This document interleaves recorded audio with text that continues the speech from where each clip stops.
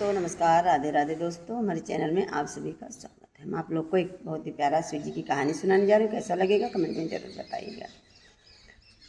एक गांव में एक पंडित जी और उनकी पत्नी दोनों रहा करते थे। पंडित जी के कोई बाल बच्चे नहीं थे। पंडित जी भगवान शिव के परम भक्त थे। वो अपना पूरा समय भगवान के मंदिर में बिताते थे। मंदिर से आते थे तो पंडिताइन ने कहा, आप तो भोले जी से कुछ मांग नहीं पाते हो, केवल जाते हो, पूरा दिन उनकी सेवा में लगे रहते हो।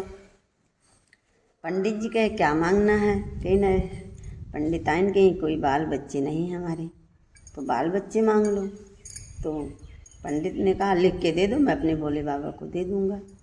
पंडिताइन ने उसमें लिखा कि मुझे बेटी चाहिए। पंडित जी ने ले जाके भोले जी के मंदिर में रख दिया। फिर पूजा पाठ करके आए। पंडिताइन ने कहा कि आप भोले जी क्या बोले जो आपने बेटी मांगा? कहे, ठीक है, मैं अपने भोले जी को बता दिया हूँ।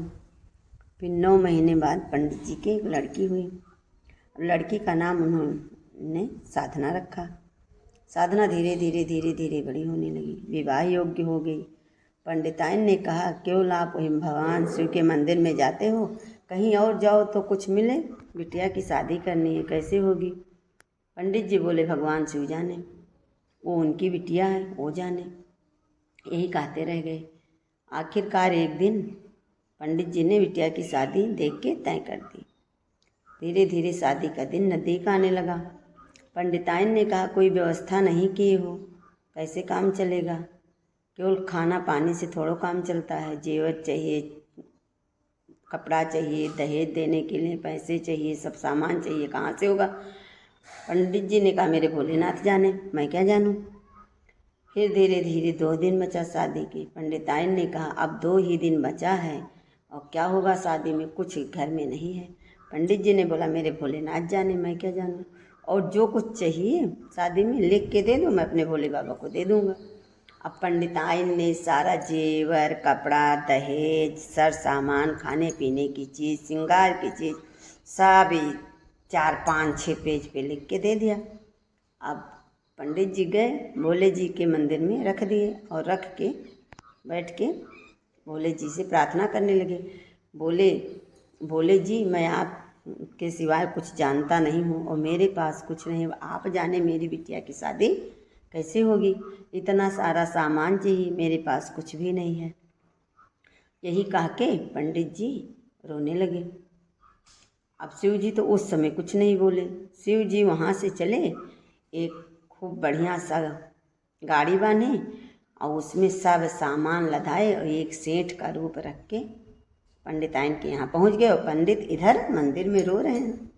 जब पंडिताइन के यहाँ पहुँच गए तो पंडिताइन से कहे कि यही सारा सामान पंडित जी ने भेजा है, देखो कोई कमी तो नहीं है। अब पंडिताइन सब सामान उतारने लगा। इतना सारा सामान पंडिताइन ने कहा कि मेरे पंडित जी सब सामान भेजवा दिए। अब सामान उतर गया और सेठ ही अपना गाड़ी लेके वापस चले आए। शाम हो गई, पंडित जी मंदिर में रोते रहे। शाम को आए घर पे। पंडिताइन ने कहा, अरे आप तो इतना सारा सामान सेठ से भिजवा दिए कि पूरा घर भर गया, किसी चीज़ की कमी शादी में नहीं बची है। अब पंडित जी कहे, मैं तो किसी सेठ से नहीं कहा हूँ, वो मेरे भोलेनाथ थे। यही कह के पंडित जी गए मंदिर में, हाथ पैर धो के मंदिर में पूजा किए। फिर आए घर पे और पूजा करते समय कहा, हे शिव भोले, वो आपकी भी बेटी है, उसका कन्यादान अगर आप नहीं करेंगे तो शादी नहीं होगी, आपको वहाँ मंडप में पहुँचना है। कह के शिव जी चले आए, पंडित जी चले आए। अब देखे दूसरे दिन, शादी के दिन शाम को, ये पंडित जी तैयार हो रहे थे, अपने भोले बाबा से कह रहे थे, आप कब आओगे, आप कब आओगे। अब भोले जी और गौरा मैया एक सेठ और सेठानी का रूप धारण करके मंडप में पहले से जमा थे। पंडित जी ने देखा, वो सोच लिए कि ये मेरे भोले बाबा हैं और ये मेरी गौरा मैया हैं। पंडित जी ने उन्हीं दोनों से अपने बेटी का कन्यादान करवाया। पंडिताइन ने कहा, आप इनसे कन्यादान क्यों करवा रहे हो? पंडित जी ने कहा, ये मेरे भोले बाबा हैं, ये मेरी गौरा मैया हैं। ये जो भक्त मेरे भोले बाबा का विश्वास कर लेता है, भोले बाबा के सहारे सब कुछ छोड़ देता है। भोले बाबा इतना दयालु हैं कि उनका सब पूरा करते हैं। बोलिए भोलेनाथ की जय। आपको कहानी कैसी लगी कमेंट में ज़रूर बताइएगा और ज़्यादा से ज़्यादा शेयर करिएगा, कमेंट करिएगा। जो लोग मेरे वीडियो पर नए हैं प्लीज़ सब्सक्राइब करिएगा और भोलेनाथ की पूरी कहानी सुनिएगा। बोलिए भोलेनाथ की जय।